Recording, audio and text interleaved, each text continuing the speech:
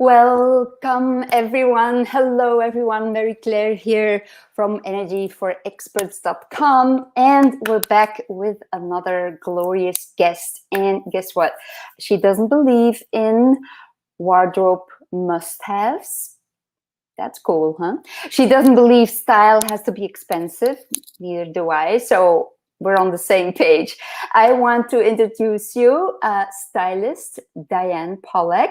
And yeah, she's going to share all kind of tips that will make you want to dress again, like all the way from tip to toe. Welcome, Diane. Come and join me here. How are you? I'm good, thank you. I tried to come up with something more creative. Everybody always says thank you for having me, but that seems like the most appropriate thing. I couldn't come up with. Why complicate things, right? It's already complicated enough in these times. But I'm really happy to have you because in the past few days and yesterday I was speaking on a big summit and the topic came up. There were stylists there sharing their things. And after that, I was on Clubhouse helping a stylist moderate. And so the topic came up again. It's like in this COVID time, and there was even a woman there. She confessed, I only wore my jammies down, my button jammies all year long. And now everyone has to come outside again. Well, let's hope that can happen soon after everyone gets a vaccine. But some people are getting quite anxious about that. Can you share something about that? Is that your experience too? You mean anxious about having to get dressed again? Yes. Yes. So some people are really excited about it, and some people are anxious about it. I think that there's been a lot of comfort in dressing. There's a lot of loungewear, joggers, that type of thing.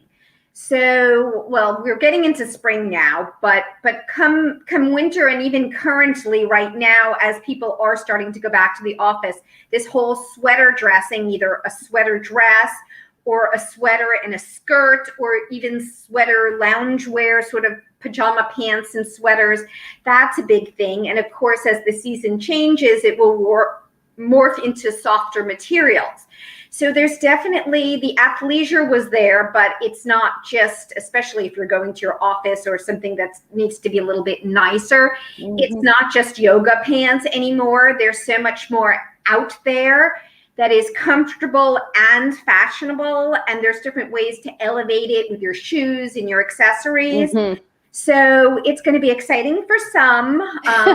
Definitely a whole thing about, we're in the 20s now, and there's this whole thing about the roaring 20s 100 years ago, and we are now going to be decked out and decadent, almost a little bit like the 80s were very dramatic and glamorous and everything. So there's definitely going to be many people that are going to lend towards that too. Well, I can't wait for that, because honestly, I was trying to shop online, which I am not good at all. And what I saw was so disappointing. I thought, where is all the creativity? Where are like the colors and the nicely fitted shapes? I love a nice fit. So I was disappointed, I must say. So I love hearing what you just said. It's going to be the roaring 20s and the creative 80s. And it's like all these pop colors and what can come up. I'm looking forward to that, honestly. But what I was wondering about, you were actually a designer, right? So what kind of experience did you bring from being a designer into your work now as a stylist? Are there like common things, or is it a whole different area now? Yes and no. It's definitely an entirely different world of the fashion industry. That was very corporate and very formulaic in what a design career entailed. And this is definitely working with clients, which I wasn't doing, and a whole different area. It was creating the product, and here it's putting the product together in ways. Which are both my fortes and my love and passion. I think what's important, what I learned there, which is really helpful in my styling, is that I understand about fabric, fit and construction of a garment. And also I worked for various companies. So anything that I designed, I didn't just have free range and, the world is my oyster, like independent designers. I had to design to the customer that they were selling to. Yeah. And it is the same exact thing in styling. You have to understand your customer. I love vibrant colors. I love big jewelry. I love all of these different things. But if you're my customer, I have to understand who you are. And actually, one of the ways you can see a little, I'm jumping ahead here a little bit. I do styling. That's okay. No worries. I mean, it's all good. And by the way, when you're here, please say hi. And if you have a question, if you have a challenge, pop them in the comments, because I'm sure that Diane will put you on a hot seat. You sure will know what to do if you have any challenges or questions. So pop them in the comments, please. Go ahead, Diane. Oh, yes. So originally, I was styling as an entrepreneurial venture, Style and Power, which is my business. I currently do styling for Nordstrom. And if you visit my profile, I make different boards every day. And they really capture the different personalities so that you can see, I can, one is like an 18-year-old student in cutoff denims, and the other is a career woman, and the other is the avant-garde, and the other, all the different personalities that various customers have. Each board sort of caters to them, and that's how you have to understand your customer, and that makes you good at it. And so and that was something that I took. I don't know if it was nurture or nature, but I was good at it in design. And I'm also, that's also really helpful in my styling.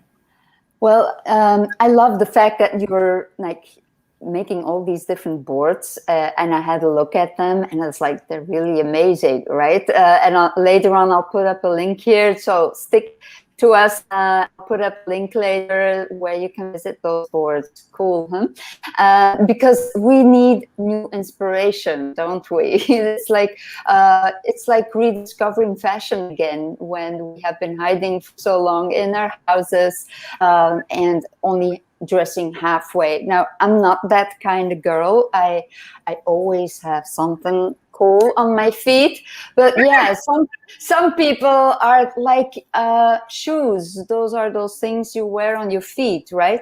They only have been wearing flip-flops and slippers, and yeah. So we can't wait for, and we have to talk shoes a little bit later on. But we all have different kind of shapes, and a friend of mine did my new 7-day meal plan, and she lost weight, like 6 pounds in 7 days. Good, huh? And I asked her, can you measure before and after? And she said, I'm so square. And then after a week, she said, I'm still square. I lost an inch everywhere, but I'm still square. So that was so funny. And I was wondering, what do we do with a square figure? What do we do with a pear-shaped or an apple-shaped figure, right? There are certainly things that we can accentuate so they look better, right? Yes. So there are, that could be like a whole presentation, but I can kind of give you a little tips and details as to a couple of shapes. Yes. Sure. The ideal shape, and I hate to say that because, try not to be, everybody has their own shape, and we try not to make everything perfect, but the hourglass figure is the ideal shape. And nonetheless, that really just talks about your torso, and you can have an hourglass shape and not have ideal legs. So it may, what's ideal, I don't go into that. But basically all the other shapes, the pear, the rectangular, you said square, usually it's called like a rectangular shape. The pear, which is bigger on the bottom and very narrow on top. And then the opposite, the reverse triangle, triangle, and then the apple shape. Yes. So the pear and the reverse triangle, since they're kind of opposites of each other, basically you're small on top, you want to add bulky fabrics, you want to add ruffles and tiers, you want to add pockets, you want to add volume on top, shoulder pads, anything so that you're balancing out the proportion and adding the bulk on the top.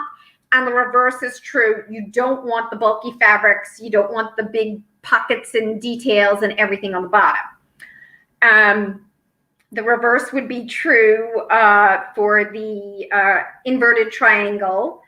There's also some necklines that are good for that, so you don't look too broad-shouldered. But again, that's where you want to put the bulk on the bottom, the heavy fabrics, the maybe tiers of fabrics and pockets and all of that. So that's sort of like a half balance. If you have this rectangular shape, you want to create a waistline.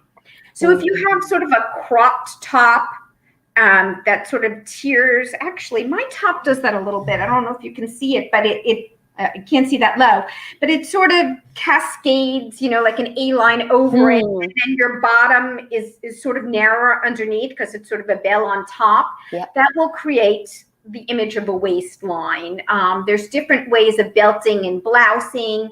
So this person might want to create a waistline like that.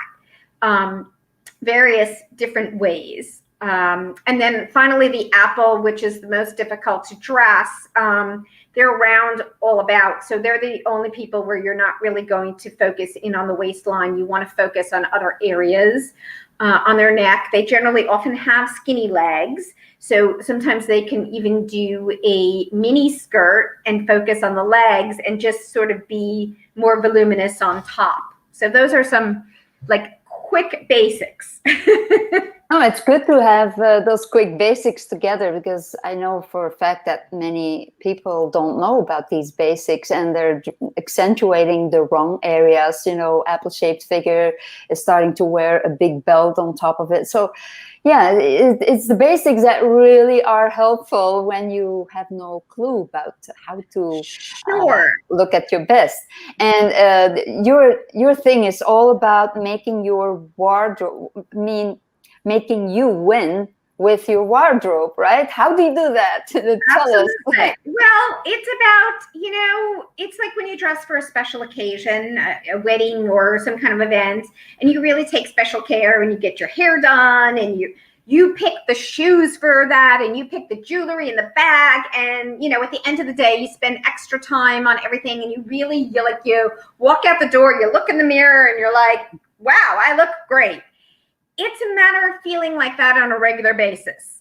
And COVID aside, that's been a little bit difficult even for me. But on a regular basis, when you walk out the door, you want to feel that confidence and convey it on to others.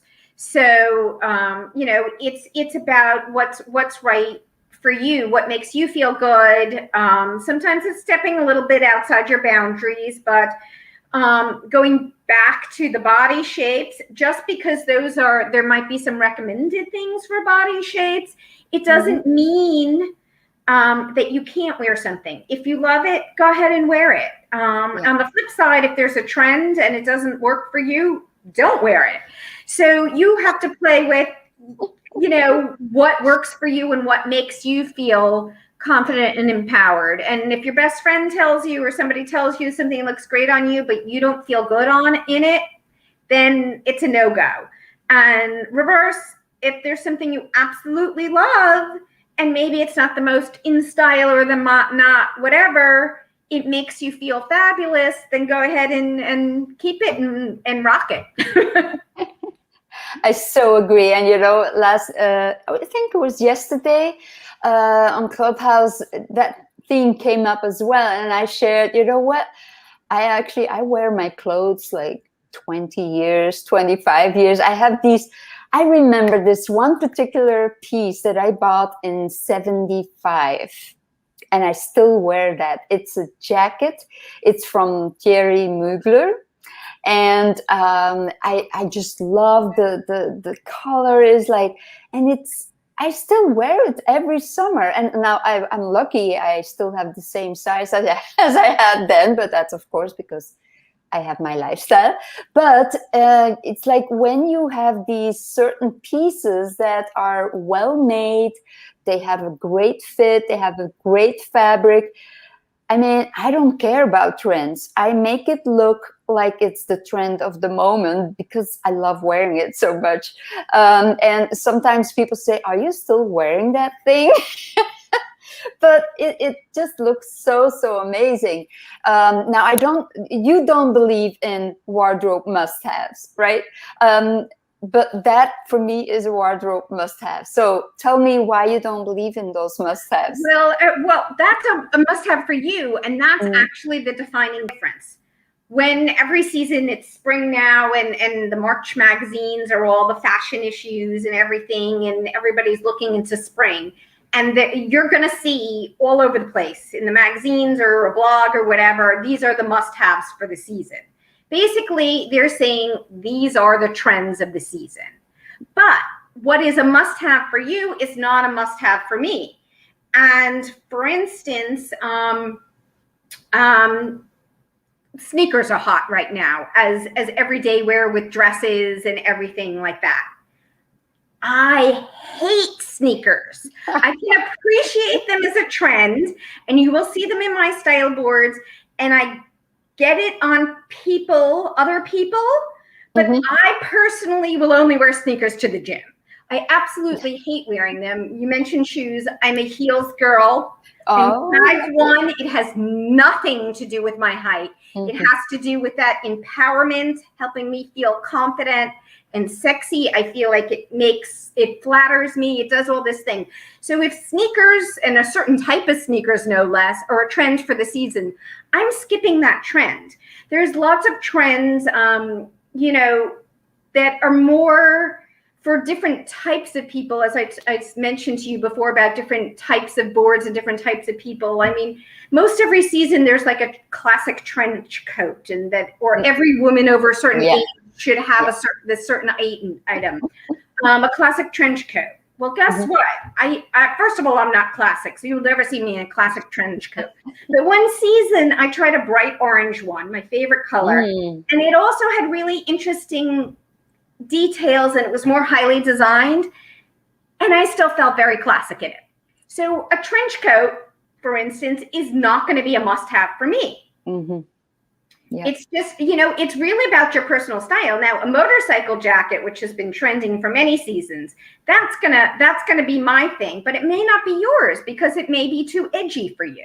So I always say that trends are suggestions and not mandates. Like, here, I'm gonna tell you what's suggested for this season, what's going on, what's new, what's fresh, etc. But it doesn't mean that you have to buy it. It's not a must-have. Just like a must-have, I don't know, must-read book, or it's a recommendation. Yeah, I really love that. Trends are a suggestion. Like, people, this is because so many people, not mandates. Mandates. That's what I'm sorry. I was trying to make it easier on myself. That's okay. That's true. It's actually the same. No, but that's okay. Yeah, it's the same. Well, it's really the same thing. It's just I'm gonna do this right, Diane. I'm gonna do this right. So no, and that is interesting because we tend to go for those trends, and then you have to throw them out next season or next year, and that's such a waste, right? I mean, talking about waste, fashion is a big problem for the planet, right? So we do want to be more mindful about what we toss out every season. And so, yeah, maybe that's interesting. Can you give us a tip to be more sustainable in that way? Wow, that is such a big conversation right now. Yeah. I can say that more, Rent the Runway was the first company to say, hey, we're going to rent this, and then other people get to utilize it. Now there are so many companies that's their sole purpose, and then even department stores and brands and other companies that's one way to do it, to rent something. There's also all kinds of websites and everything about, there's upcycling, there's reusing fabrics, there's buying sustainable fabrics. Prior to COVID, I always used to donate all of my, besides donating to thrift shops, which I do also when I clean out my closet, I would also donate fabrics that were ripped or stained or couldn't be used anymore. And right now I'm struggling to find places. H&M, which was like on every corner near me, used to have bins to drop that off, and that used to be my go-to, but they're currently not doing it because of COVID. So, but there are places that will, you know, eventually take fabrics again, and of course thrift shops and renting and all kinds of apps. There's a whole, and I'm not an expert on that area. It's more of a new thing that's really hot and going on all the time, but they're certainly out there, and I'm familiar with certain things without being the expert in that category. No, it's interesting just to hear your take on it, because it is something that, yeah, sometimes it is just on your mind, right? Where do all these clothes go, right? And look at how many people there are, and at their closets, and right. So it always baffles my mind. I'll one more thing, actually, which is in my ebook.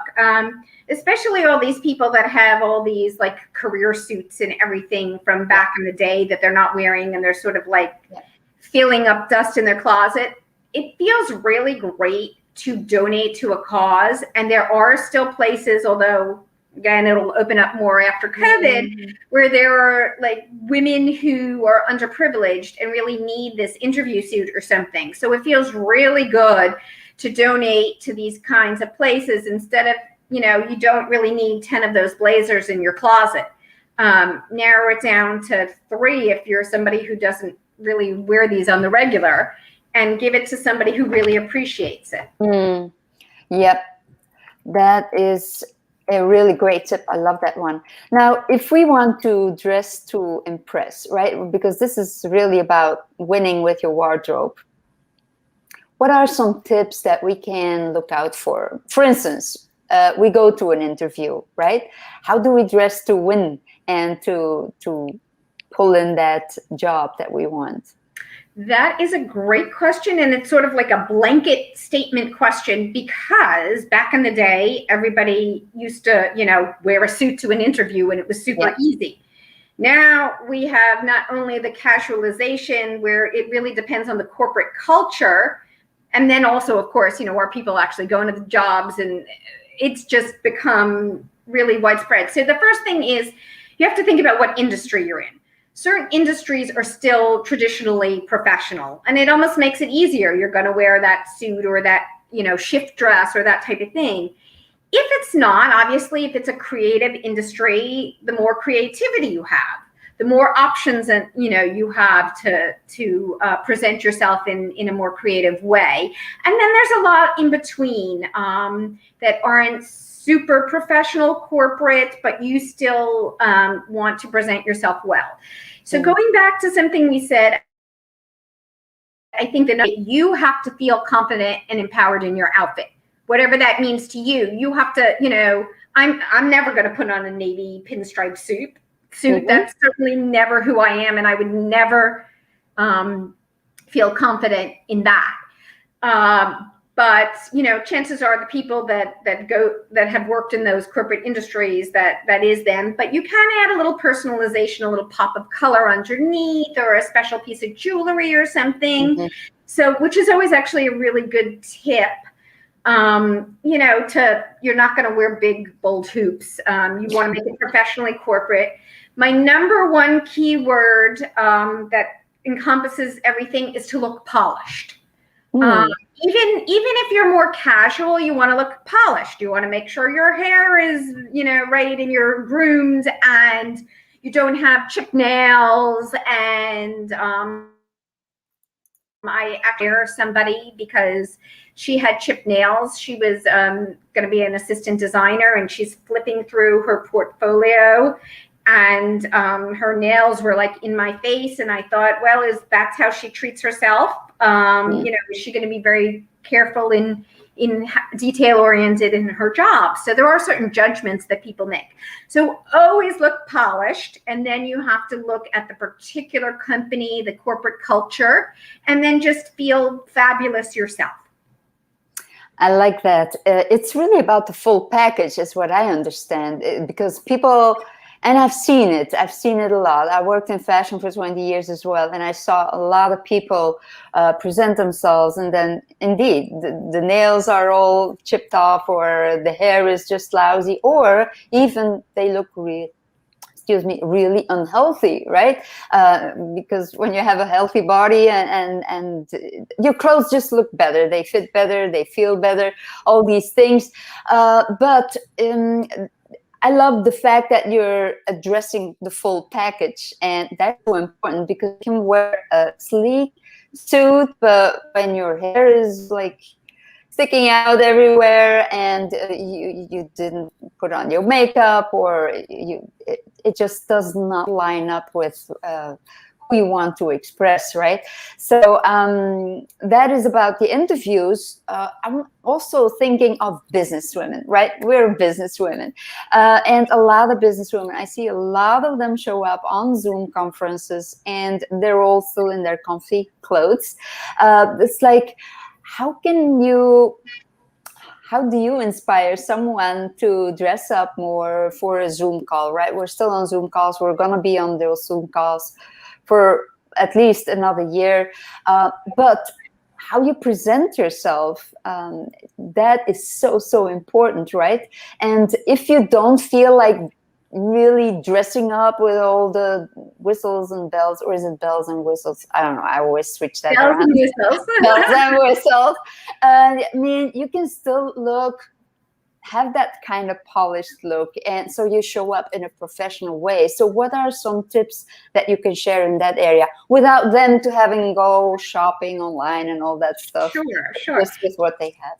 So if you're meeting with different people, you can always have a go-to outfit and reuse. Just know that this is your Zoom outfit, or maybe it's 2 or 3. And when I say outfit, it is really the top. We're mostly talking about your go-to piece. So if you're meeting with different people, you have a couple of top pieces, and I'm going to be wearing one of those. And if I meet with them a second time, I'll wear the other one. So that makes it super, super easy. And it can be as simple as a solid colored crew neck sweater, or as long as it doesn't look like an actual t-shirt, but just something, or v-neck or whatever, something super basic in just a solid color. And I am a huge fan of color, and I almost wore a different magenta top, but since you put the magenta top in as my profile picture, I said, okay, well, I want people to know that I don't only wear magenta. And so I wore print today. So actually, I love print and color. So if you can wear that simple go-to top in just a solid color, like something super simple, then what you can also do is maybe have a go-to piece of jewelry as a go-to necklace or a go-to pair of earrings. So you're just really just grabbing for those, and it's a no-brainer. You're not thinking.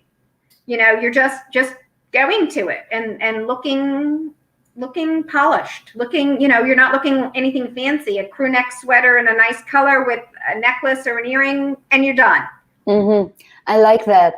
In the past, what I did a lot was I would combine, when you work in fashion and that deal, like every season there's a new pack of clothes that you have to purchase because you have to be on top of the game, right? And so I had this whole room stacked up with clothes. And I never threw out any clothes because I was actually brought up by my grandparents and parents who lived through the world wars, and they said, never throw out any clothes. You might need it when there's another war. So I just kept all these clothes in my closet. And then when I moved from Belgium to New York 2 years ago, and I could only bring 2 suitcases, I had to get rid of a whole room of clothes. So that said, what can we do wrong in that area by keeping all these clothes for that many years? Now, I must say I did wear a lot of them because I told you previously, I do love wear my clothes a long time, but is it actually something that we should do? Well, as we touched on before, there is the whole sustainability and not buying as much fast fashion. right now. So that's definitely something that's going on now. But even so, even from however long, you know, some of us tend to have larger wardrobes. And I think I inherited that from my mom, you know, always buying and having, changing my bag for every outfit and all of that. So I too, and that, and also getting lots of samples as a designer. I still have certain things that I keep for many, many years because I still love them and they still work for me. I still get compliments on them, etc.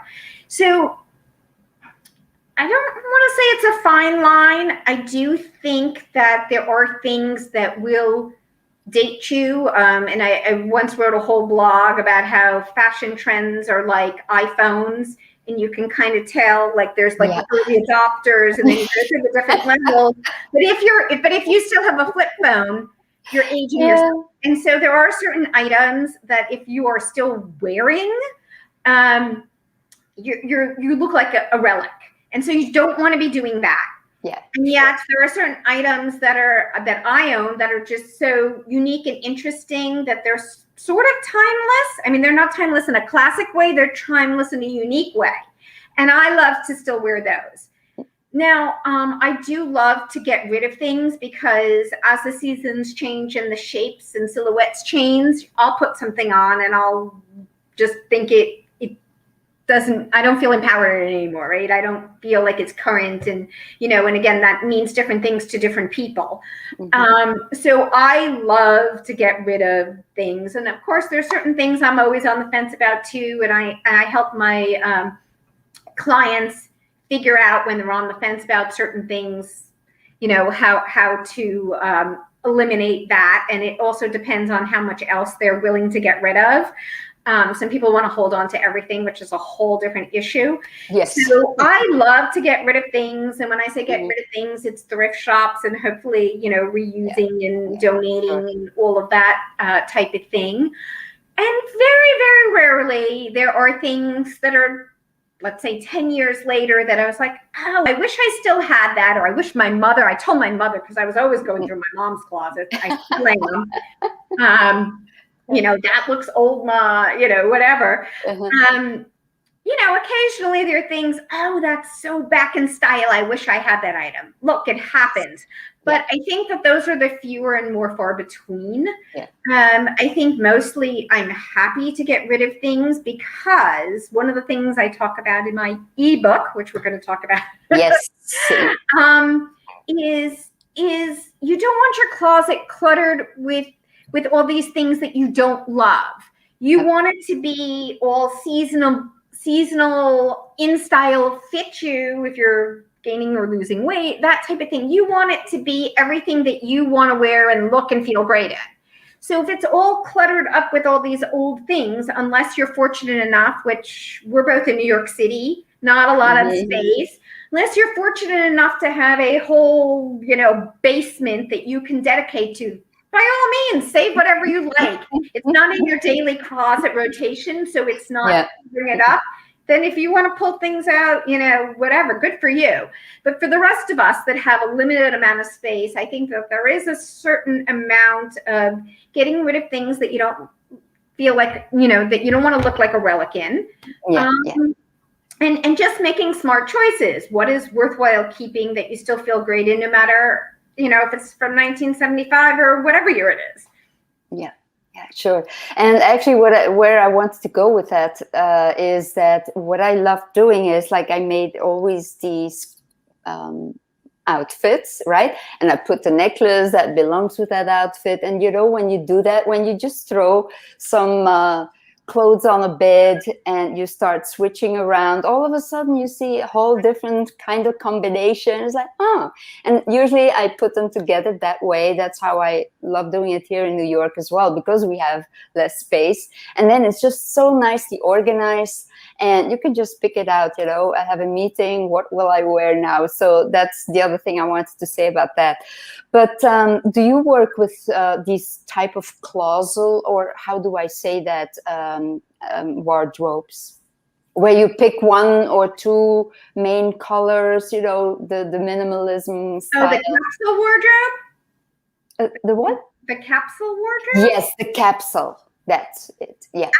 So, I mean, that is definitely, as people, some people want to pay people with that. I think that it has to be for the person who doesn't really love fashion, who wants more no-brainer looks and basics. It's all got to be basics that mix and match. So you're not going to have a floral blouse with a lot of design details, etc. You can make the outfits look different by various accessories and stuff. It is a great thing for some people. And I actually, in my ebook, also list various different dressing options. And the capsule wardrobe is a great one for some people. Good. I'm one of those, I think. I just love having not too many choices. I think that's something that I got from fashion. We had all these choices, like, what am I going to wear? I was wasting way too much time choosing what I had to wear the next day. So that's why I went to the capsule concept. But let's get to the elephant in the room for a moment. What's the elephant? If it's there, I don't see it. I'm not sure what you're talking about. Well, it's something that I pick up more and more during this COVID times, and people are getting worried about their how am I going to dress and all of that, and they gained weight, right? They might be. I mean, they have been dressing from the waist up, not from the waist down, and now all of a sudden they're gonna get more outside again, and those pants are not fitting anymore. So now how can you dress while you're losing those pounds again? I mean, do you have to wait until they're all gone? I mean, that can be a little while, right? You have to look good and feel good in the meantime as well. What are some tips that you can share in that area? Yeah, that is a great question. So one of the things that I recommend is investing in accessories. Jewelry, bags, shoes, they are a one-size-fits-all, and they can help transform your outfit, make you look and feel fresh and new. Doesn't matter what size you are. If you're fitting into something now and you're going to fit into something later, you can still wear those items. Yep. Also draw your eye to that area. If it's, like a brightly colored bag or shoe or great necklace or something, then you're drawing your eye to the area that you want people to look at. Maybe you don't want them to look at your stomach. Don't buy a belt if that's the case, right? Mm-hmm. But, if you have a great necklace, then they're looking up by your face, or a scarf or something like that. So accessories are definitely key, and you don't have to worry about sizing. The other thing that you can do is right now you might want to invest in either a black. I know it's spring and I try to get people away from wearing all black, but maybe especially just in New York. solid pieces, a solid dress, a solid jumpsuit, something that can kind of be transformed with the accessories. Maybe while it's still a little chilly, you could throw a cardigan or a blazer over it. You could put a scarf, you could put a necklace, a belt, and sort of transform it and make it sort of the backdrop of your outfit, something very clean and simple that fits, and then really accessorize around that. Yeah, that is a good thing as well, because I'm in black too. Well, I'm in New York, but I moved with 2 suitcases and I didn't buy that many new clothes since then either, because then COVID hit, and it's like, of course, I brought the most classic pieces with me. So now I have no color whatsoever. But I'm always trying to lighten it up with some accessories. So I really love that. Let me put that on that can be tweaked with accessories. Yes, love that. Now, I want to give something to the listeners, and if you're listening and watching us in the replay, please put in the hashtag replay. And if you have a question, if you have a challenge, just pop it in the comments. I'm sure that Diane will be happy to return and give you some advice here. But in the meantime, I know she has some really cool gift for you that you really want to pick up from her website. I'll share that in a moment. So take it away, Diane. What is it that you want to give away? Well, first of all, I thank everybody for listening, and you can always reach out to me. My company is Style Empower. So it's the word style and the word empower, and they're mushed together. It's actually one E, correct? Even though you will get me with two E's. So you can always connect with me there, Diane at styleempower.com. Additionally, if you go to my website, excuse me, let me shut off that phone. I'm so sorry. Life happens. Don't worry. It's not a siren in New York. No, and I didn't shut it off. It's okay. Anyway, so sorry. If you go to the website, first of all, at the bottom, you can sign up for my newsletters where I write about these things. I wrote about the blog about, why trends are like iPhones and various different things. I will be sharing some, what are the suggested things of the season that are not mandates, but what's new and fresh for spring and all of those type of things. And additionally, there are 2 free ebooks. So sign up for my Style Empower Insider News at the bottom, and then you will also see the 2 free ebooks. The one that is probably for most everyone is how to stop closet overwhelm and actually have something to wear. And it's great ways. It's more of the tips of sort of the organizational things that we discussed about how everything should be seasonable and fit in front and center, and how you can feel good about it, such as donating to charities, etc. So it's really how to organize your closet. That's actually something I found out I was really good at. I didn't even know that people didn't have organized closets until I started showing up in people's homes. Yes. And I was like, wow, they really could use the right hangers. They don't have things seasonally. So that whole book came about because of that. So I think that's a great one for everyone, especially if you're not particularly organized and you feel like your closet is a mess. We need that. That's awesome. I love that gift. All right.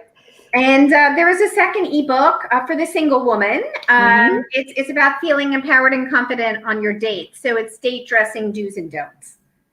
That is very interesting, right? And I'm sure that many women who are single at the moment will love that. I mean, how do you dress for a date? I wouldn't know anymore. It's so long ago since I really dated.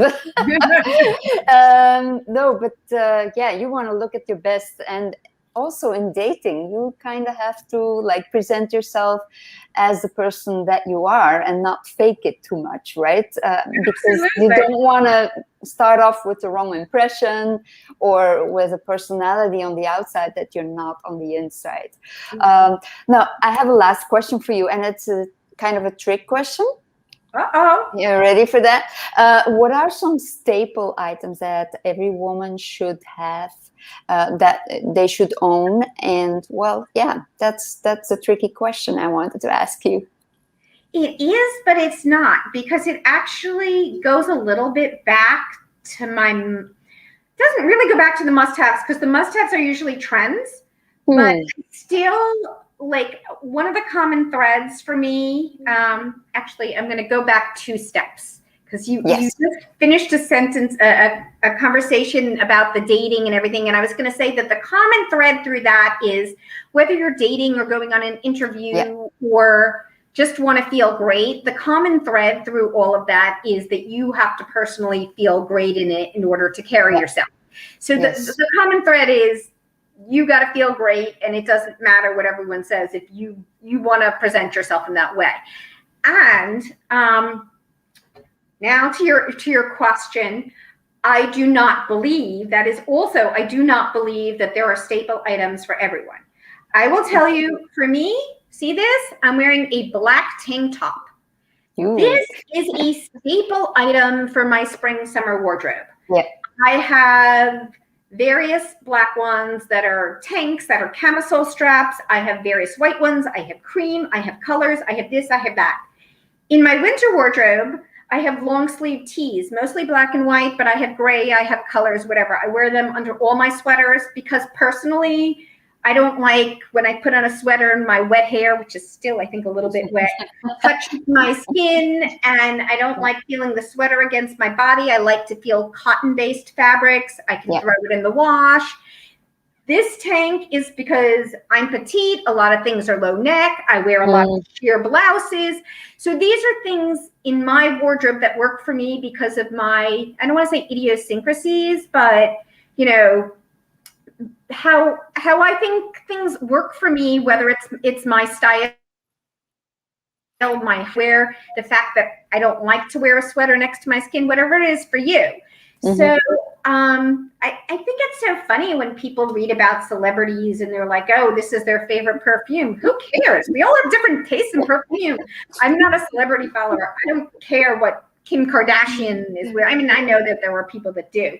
Yes. So I don't think that there are staples. I, for a very long time, didn't even own a pair of, I don't really own like a little black dress, which is one staple that people say. Yeah. And I think that is a good one for a lot of people. For me, I'd rather wear a printed dress or a colorful dress, whatever. But for a lot of people, it is can be transformed, dressed up, dressed down. And for people that don't want to make as bold a fashion statement and everyone's going to wear black, it is a great thing for people to have. The same with a great pair of black pants. I didn't have a fabric pair for a while. I had leather, I had denim, whatever. I finally got like a good staple, and often people talk about like a blazer or whatever. All my blazers, none of them are like a traditional shaped blazer. They all have unique bells and whistles. And so for me, even though, you know, they're going to say, oh, women over this age should all have this great black blazer, I'm not going to wear a basic black suiting blazer. It's just not part of who I am or where I go and what I need for. Yeah. So I'm going to say that, you know, when I go into people's closets, I think that there are red flags to me. How come I have nothing to go back to this? Because you do have all these tops that have black and print and color, and you don't have a pair of black pants. Yes, then there are things that shoot out to me. You're missing this, and that's why you can't put together outfits in a cohesive way and nothing's working. But I don't think that there is anything I can think of that any woman has to have in their wardrobe. Every woman is unique. And I know that more maybe mainstream people that aren't fashion people are going to maybe bulk more into things like a little black dress. You know, there's probably a lot of people that could use that. But I don't think anybody needs to have. It's really all about personality. What is it? What are your values? What do you stand for? And especially when we're talking about businesswomen, you know, that's the way how you can brand yourself in a way, right?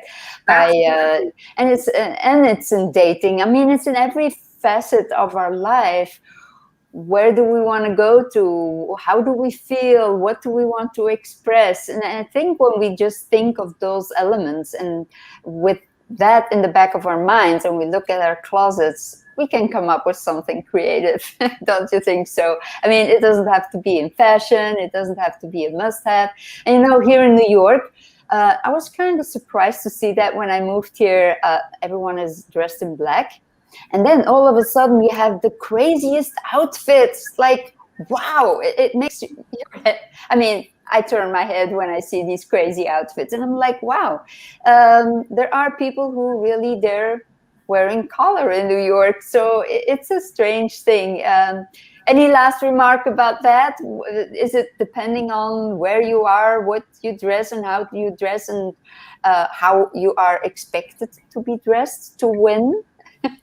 You know, I think that how you're expected to be dressed, I think one of the things I talk about, there's in my dating book, but it really goes for anything as far as jobs or whatever. There's always a range of appropriate, right?